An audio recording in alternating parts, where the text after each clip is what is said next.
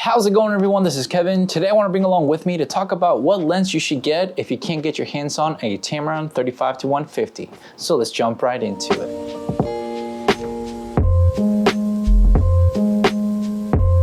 Apparently it's been hard for a lot of people to get their hands on this bad boy of a lens, and I totally understand, the hype and the want of getting this lens, because I genuinely love this lens so much that I am just loving creating content for it, answering your questions that a lot of people tend to ask me. So, thank you for any of the questions that you send. I'm always happy to try to give you as much information as I can and make videos about, questions that you might have if I see that it's a repeating one, to help, answer those questions, because a lot of the times, I noticed that a lot of you guys have about the similar kind of questions, how I got this lens, when is it coming back, some of the features and everything, how, the uses of that and everything. But today I want to give you a little bit more insight of what I would do if I personally cannot get my hands on one of this lens. So hopefully it'll help you out, and maybe you'll find another lens that you'll love while this gets back into, full-on stock. I'm gonna take a wild guess here is that you're looking for the all-around perfect zoom lens when it comes down to your content creation, and a kind of one-stop shop when it comes down to a nice zoom lens like the Tamron 35-150, because it does shoot f2 to 2.8. Now for me, it has been a bit of a great lens to have, because I'm able to really just have that lens for 99% of everything, and then also use my 17-28 right here by Tamron when it comes down to more of these kind of videos. Especially when I'm out vlogging, it gives me that wider range with a 17-28, so I tend to use that quite a bit often, just more for the vlogging part. But I use my 35-150 for basically everything else, whether it's B-roll, photography, and just any other type of videos that I'm just behind the camera and don't have to be really that much in front of it. So I'm gonna give you a bit of what I would technically do in the process, that how I've kind of thought about it when it comes down to choosing a different zoom lens if I can't get the Tamron 35-150, because a lot of you have not been able to get a hands on it and keep asking me how I got mine so early. But the simple short answer to that one is just I pre-ordered it a lot faster when I first saw it, and I guess I was up high in the queuing list and they sent it to me. I don't have any affiliation with Tamron, as much as I would like to work with them one day. I don't have anything personally with them that they have given me this as personal privilege or anything like that, so just letting you know. So the first lens that I would recommend is another Tamron lens, is the 28-75. The 28-75 is a phenomenal lens when it comes down to it. Despite of it being an f2.8 all the way throughout, it really does bring a great pack kind of punch and everything when it comes down to this lens. It's a really nice zoom lens that you can get a good range of it, especially if you're shooting with your Sony a7 IV in video mode. You can use the APS-C mode without losing too much quality to get more range when it comes down to it. So that's something else that you can look into as well when it comes down to this lens. One of the reasons why I would go with the Tamron 28-75 if I couldn't have the 35-150 is because the 28-75 is still a really great focal range. The 24-70s are pretty good range as well with the Sigmas. That's something that you can look into as well. I'm not just trying to keep it with the Tamron, but the reason why I just talk about the 28-75 is because of the size and build of this with the price point that it comes down to it. Depending on if you get the new version of this one or if you find a used one, you can sometimes get them used for about $500, $600, sometimes new for $799, depending if they're doing some sort of sale. So right there is a really good amount of money that you can be putting into this lens, rather than having to spend a lot of money on the Tamron 35-150 that you don't know that you can get. I've made a video about pricing and everything when it comes down to as well of the Tamron 35-150. So despite of the price difference, you can actually get a 28-75 and even a 70-180 that I used to have, which I don't have anymore to show you, but at least you get an idea that you can get a 70-180 if it comes down to having a little bit more focal range. Pairing it up with this one, you kind of cover everything. Now, is it going to be perfect? No, because you're going to have to be changing lenses, so that's not always the best thing.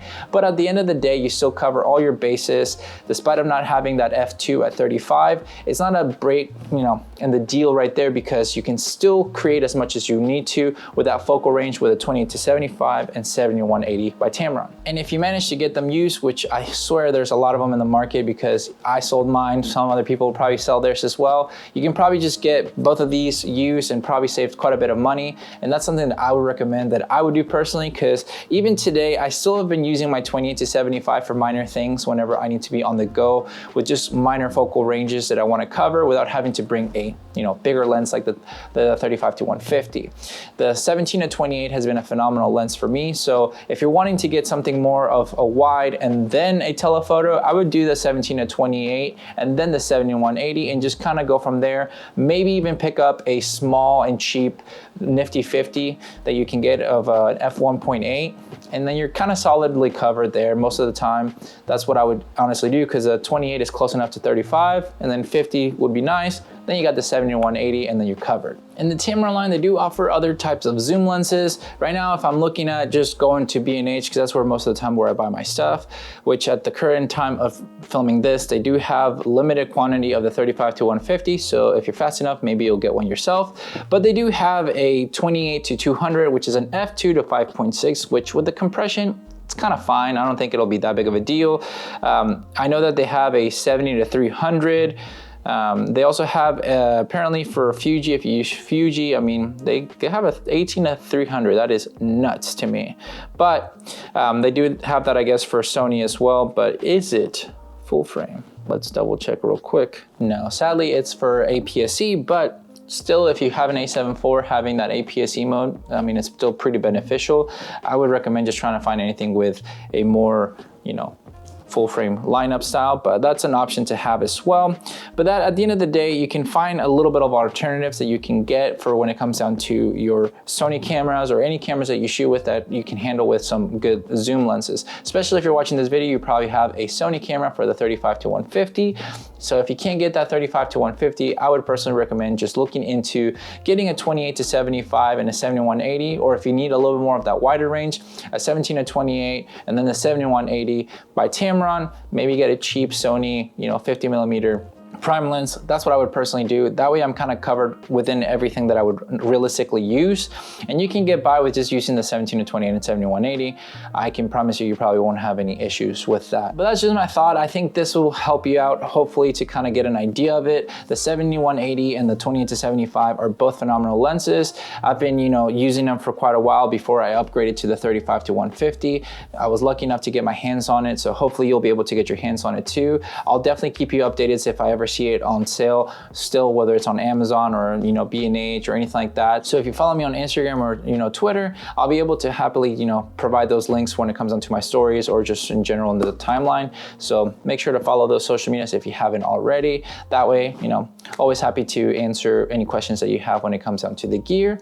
Don't be shy to say hello. But at the end of the day, if you can get any zoom lens that's a 24-70 kind of range, a 28-75, and then a telephoto lens that you can find, whether it's used or something like that, to hold you over until you can get a 35-150. If that is truly the lens you're trying to get, that's just something that I would recommend doing, because that's technically what I did myself without knowing that the 35-150 was going to be a thing. But at the end of the day, it did help out and worked out how I needed to. Luckily, I have it now, so been able to do some great stuff with it, and I'm excited to do more. But with all that said and done, guys, thank you so much for watching this video. Make sure to like and subscribe, share this video with a friend. I'll catch you guys in the next one. See ya.